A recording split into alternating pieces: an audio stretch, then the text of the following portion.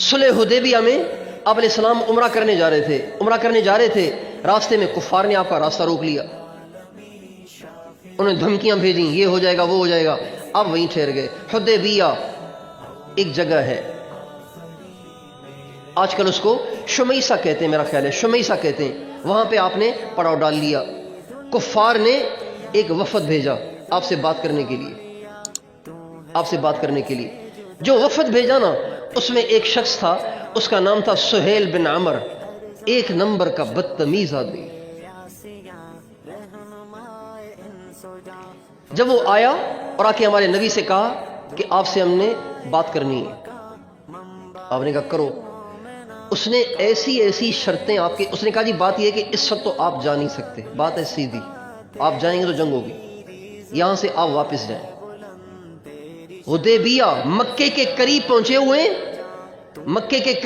हुए और कह रहे कि वापस जाओ। क्या जज्बात लेके सहाबा आए थे।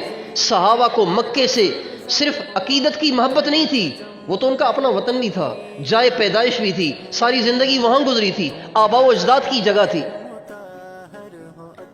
तो बड़े जज्बे के साथ सहाबा कितने सालों के बाद आए थे उम्रे की नीयत से, और ये कह रहे वापस जाओ, अभी वापस जाओ, इन शराइत के साथ अगले साल आना, तुम्हें उम्रा करने दे दिया जाएगा। और शराइत भी ऐसी गंदी शराइत लगाई कि जो बिल्कुल अदलो इंसाफ से हटी हुई। लेकिन आप उनकी हर बात पे कहते चले जा रहे हैं ठीक ठीक ठीक ठीक, हर बात पे ठीक ठीक कहते जा रहे हैं। हज़रत उमर कहते हैं मुझे गुस्सा आ गया, मैंने हुजूर से कहा या रसूल अल्लाह, आप इनकी हर बात पे ठीक कह रहे हैं, क्या हम हक पे नहीं है? क्या हम हक पे नहीं है? आप इनकी हर बात माने चले जा रहे हैं। तो कहते हैं मुझे सारी जिंदगी इस जुमले का अफसोस रहेगा कि मैंने साहिबे वही से ये क्या कह दिया। नबी वही के बगैर कुछ कर सकता है? ये मैंने क्या कह दिया हुजूर से। आपने फरमाया उमर, मैं जो कुछ कह रहा हूं बिल्कुल ठीक कह रहा हूं।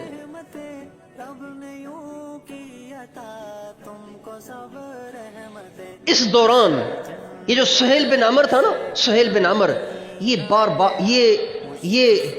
यानी ऐसी कड़ी शराइत लगाने वाला, फिर जब ये मुआहदा लिखा जाने लगा तो आपने हज़रत अली को बुलाया, फरमाया लिखो, ये जो कुछ कह रहे हैं सब लिखते जाओ, हमें सब मंजूर है, हम अगले साल आ जाएंगे और ये सारी शराइत हमें मंजूर है। तो अब लिखा जाने लगा, तो लिखा गया मुहम्मदुर रसूलुल्लाह की जानिब से कुरैश मक्का के साथ सुलहनामा। जब ये लिखा गया ना मुहम्मदुर रसूलुल्लाह की तरफ से, तो सुहेल बिन अमर कहने लगा ये आपने रसूलुल्लाह क्यों लिखा है? रसूलुल्लाह अगर मानते तो झगड़ा किस बात का, इसको काटें, अपना आम सा नाम लिखें, मोहम्मद बिन अब्दुल्ला लिखें।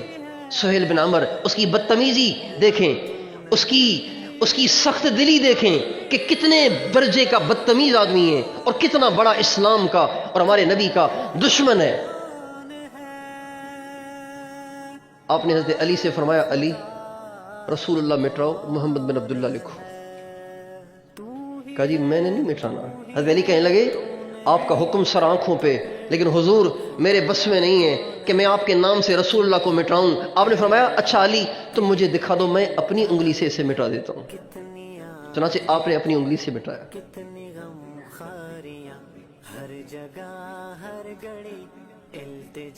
आपने अपनी उंगली से मिटाया। अब आप अंदाजा लगाइए ये किस दर्जे का बदतमीज था, कितने दर्जे का दुश्मन था। लेकिन अजीब बात, जब मक्का फतह हुआ, 10,000 का लश्कर जर्रार लेकर आप मक्के में दाखिल हो रहे हैं। बड़े बड़े कुफर के सूरमा भाग गए जान बचाने के लिए, और बड़े बड़े कुफर के पहलवान सर निगू होकर हमारे नबी के सामने झुक गए और मुसलमान हो गए, और बहुत से अपने घरों में छुप गए। इसलिए कि हमारे नबी जब मक्का मुअज़्ज़मा में दाखिल हुए तो दाखिल भी आप फातिहाना नहीं बल्कि करीमाना आप दाखिल हुए।